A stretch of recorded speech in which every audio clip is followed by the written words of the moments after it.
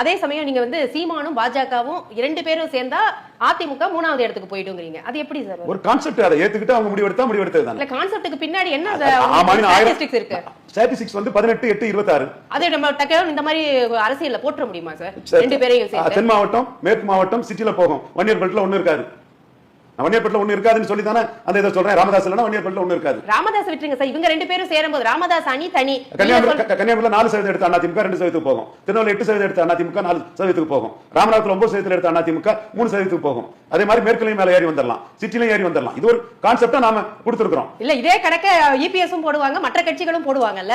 நீங்க 18-8 சேருதுன்னா அதுல எவ்வளவு நெகட்டிவ் ஆகுது? அதையும் நம்ம யோசிக்கணும்ல சார். மைனஸ் மைனஸும் பிளஸ் அப்படிங்கறதோட பிளஸும் மைனஸும் சேர்ந்தா மைனஸ்ல எல்லாம் முடியும். அது கெமிஸ்ட்ரி, அரித்மெட்டிக் இருக்குது. கெமிஸ்ட்ரி 2வது பிளஸ் ஆகலாம். உங்க கருத்தை நாம் மறுத்தது பண்ணல. இப்ப வந்து அதிமுக பாஜகவும் சேர்ந்திருந்தா இத்தனை சீட் வந்துரும் சொல்றவங்களுக்கு நான் என்ன சொல்றேன்னா, அது சீமான் 12% போயிருப்பாரு, அண்ணாமலை இல்லைன்னா.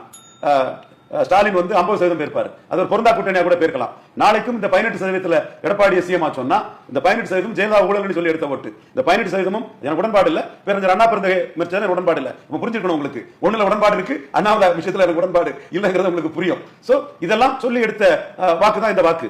எடப்பாடி அண்ணாமலை அடிச்சு எடுத்த வாக்கு தான் இந்த வாக்கு. அண்ணாமலை ஒரு ஹீரோவா நின்னு மோடியை ப்ரொஜெக்ட் பண்ணி எடுத்த வாக்கு தான் இந்த வாக்கு. அண்ணாமலை இந்த திமுக வேண்டாம் அதிமுக வேண்டாம்னு ஒரு அணியாட்டி இதை கட்டமைக்கலன்னா இந்த வாக்குல 4% சீமானுக்கு போயிருக்கும். சீமான் 12 வந்திருக்கும். இன்னொரு தகவலையும் தமிழ் குரு நல்லுலகில் டாக்டர் ராமதாஸ், என் தம்பி செந்தமிழன் சீமான், தென் பன்னீர்செல்வம், தினகரன், தென் எடப்பாடி பழனிசாமி, எல்லா அரசியல் தலைவர்களுக்கும் சொல்றேன். நீங்க எல்லாம் மறைச்சுக்கிட்டு ஊடகத்துல பொய்ய பேசிட்டு இருக்கீங்க.